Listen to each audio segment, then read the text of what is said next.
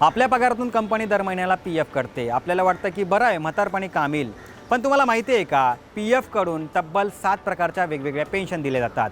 जर आपल्याला उद्या काही झालं तर आपल्या कुटुंबाला याचा मोठा आधार मिळतो. त्या पेन्शन नेमकं कोणत्या आहेत समजून घ्या आपण या व्हिडिओतून. नमस्कार, मी सलमान शेख आणि आपण पाहताय ABP माझा. रिटायरमेंट पेन्शन 10 वर्ष पी एफ खात्यामध्ये पैसे भरल्यानंतर 58 वर्षाच्या नंतर तुम्हाला पेन्शन सुरू होते. जर तुम्ही 58 वर्षानंतरही 60 वर्षापर्यंत काम केलं आणि पेन्शन नंतर घेतली तर EPFO तुम्हाला दर वर्षाला 4% पेन्शन वाढवून देते. म्हणजे थोडा उशीर केल्यास जास्त फायदा. अर्ली पेन्शन तुम्हाला जर वय वर्ष 58च्या आधी जर पेन्शन घ्यायची असेल तर तसा पर्याय देखील EPFOने उपलब्ध करून दिला आहे. पण लवकर पेन्शन घेतलीस तर दर वर्षाला 4% पेन्शन कापली जाते. म्हणजे फायदा तोटा बघून निर्णय घ्यावा.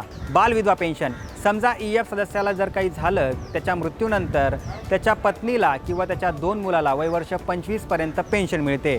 सर्वात मोठी गोष्ट म्हणजे यासाठी 10 वर्ष PF भरण्याची अट नाहीये. तुम्ही जर 1 वर्ष जरी योगदान दिलं असलं आणि काही झालं तरी कुटुंबाला पेन्शन मिळते. विकलांग पेन्शन जर नोकरी दरम्यान किंवा अपघातादरम्यान जर तुम्हाला विकलांगपणा आला तर तुम्हाला ही पेन्शन सुरू होते. तर ज्याला नॉमिनी केला आहे त्याला ही पेन्शन मिळते. आई वडील पेन्शन समजा EPFO सदस्याचं लग्न झालेलं नाही आणि त्याचा मृत्यू झाला तर त्याच्या मृत्यूनंतर त्याची EPFOची अमाऊंटची जी पेन्शन आहे ती त्याच्या आई वडिलांना मिळते.